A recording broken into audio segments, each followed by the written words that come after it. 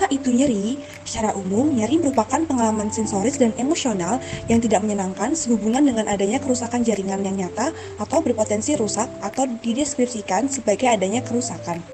Nyeri diklasifikasikan berdasarkan beberapa hal, yaitu onset, patogenesis, intensitas, dan juga penyebab. Berdasarkan onsetnya, nyeri diklasifikasikan menjadi nyeri akut dan juga nyeri kronik. Berdasarkan patogenesisnya, nyeri diklasifikasikan ke dalam nyeri nonseptif, nyeri neuropatik, dan juga nyeri inflamasi. Berdasarkan intensitasnya, nyeri terbagi menjadi nyeri ringan, sedang, dan juga berat.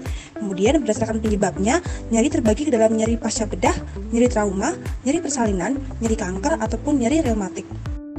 Pertama-tama kita bahas tentang nyeri akut terlebih dahulu.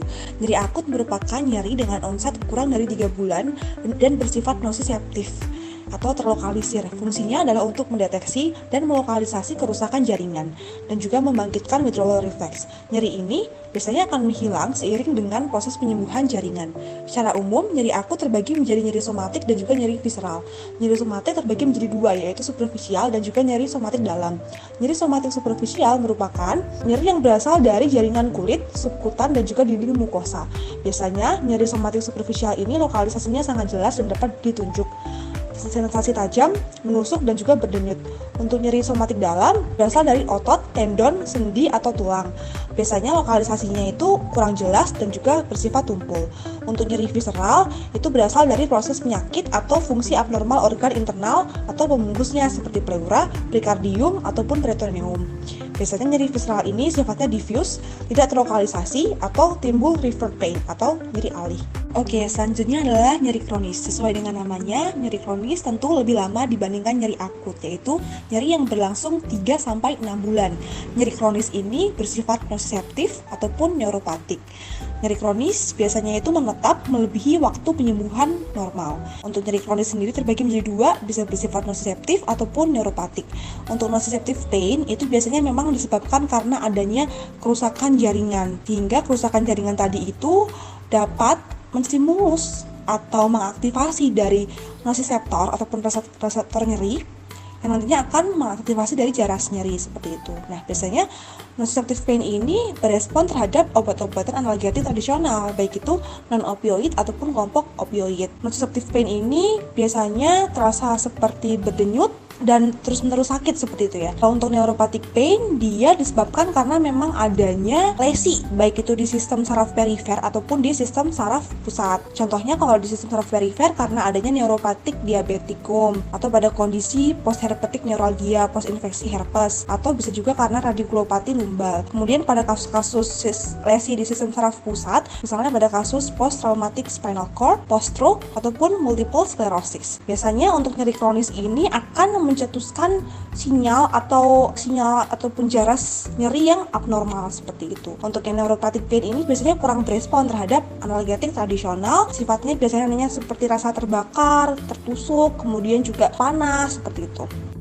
Berikutnya adalah patofisiologi dari nociceptive pain yang berasal dari aktivasi nociceptor. Nociceptor merupakan free nerve ending ataupun ujung saraf bebas yang mana dapat distimulus oleh adanya rangsangan termal, elektrik, kimiawi, ataupun mekanik seperti teriris ataupun tergores, yang mana nanti itu akan menimbulkan pencetusan dari mediator inflamasi seperti bradikinin, serotonin, prostaglandin, ataupun histamin. Keseluruhan mediator ini nanti dapat mensensititasi dari nociceptor yang mana nanti lama-kelamaan akan merangsang dari nociceptor.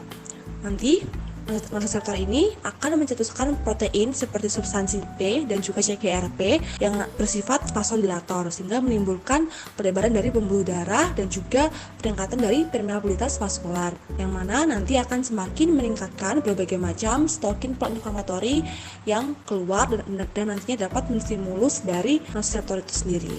Selanjutnya adalah the pathway of pain perception yang terdiri dari beberapa tahapan, ada transduksi, transmisi, modulasi, ada ascending sama descending, dan juga ada persepsi. Yang pertama adalah transduksi, di mana transduksi ini merupakan proses konversi dari stimulus menjadi impuls, di mana dalam proses ini ada 3 macam serabut saraf yang terlibat, yaitu serabut A beta, A delta, dan juga serabut saraf C. Kemudian yang kedua adalah tahap transmisi, di mana impuls tadi dihantarkan ke dorsal root ganglion dan juga ke net spine. nantinya. Kemudian yang ketiga adalah modulasi ascending, di mana modulasi ascending ini merupakan proses amplifikasi sinyal dari net spin yaitu di cornu dorsalis sampai ke otak.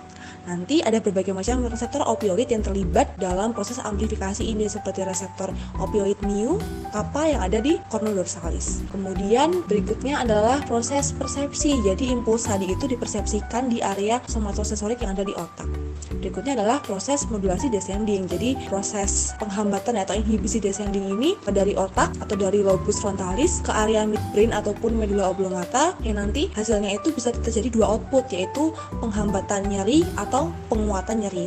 Terdapat dua jaras nyeri, yaitu jaras anterolateral atau disebut juga spinothalamic pathway, dan yang kedua adalah jaras trigeminothalamic.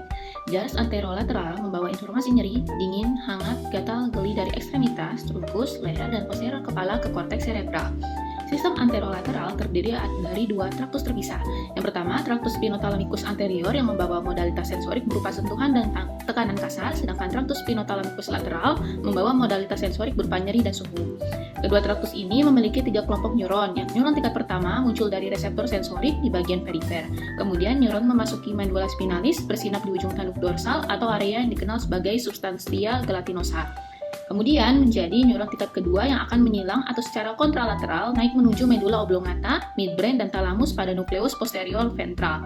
Kemudian bersinaps dengan third order neuron menuju korteks cerebral somatosensori primer. Jaras selanjutnya yaitu trigeminothalamic yang membawa informasi sensasi somatik berupa taktil, thermal, nyeri, dan proprioseptif dari wajah, kavitas nasal, kavitas oral, dan gigi menuju korteks cerebral. Neuron tingkat pertama berasal dari saraf trigeminal, yang kemudian beberapa akson akan bersinaps dengan neuron tingkat kedua di pons, dan yang lainnya turun ke medulla untuk bersinaps dengan neuron tingkat kedua. Akson ini akan menyilang ke sisi berlawanan atau kontralateral pons dan medulla, yang kemudian naik ke midbrain dan thalamus di nukleus posterior ventral untuk bersinaps dengan neuron tingkat ketiga. Akhirnya neuron ini akan menuju ke korteks cerebral area somatosensori posterior. Jaras nyeri ini akan memberikan gambaran jalur bagaimana patofisiologi nyeri itu sendiri. Pada nyeri somatik akut, adanya kerusakan jaringan akut akibat mekanik, suhu maupun kimiawi akan mengaktifkan nosiseptor pada area injury.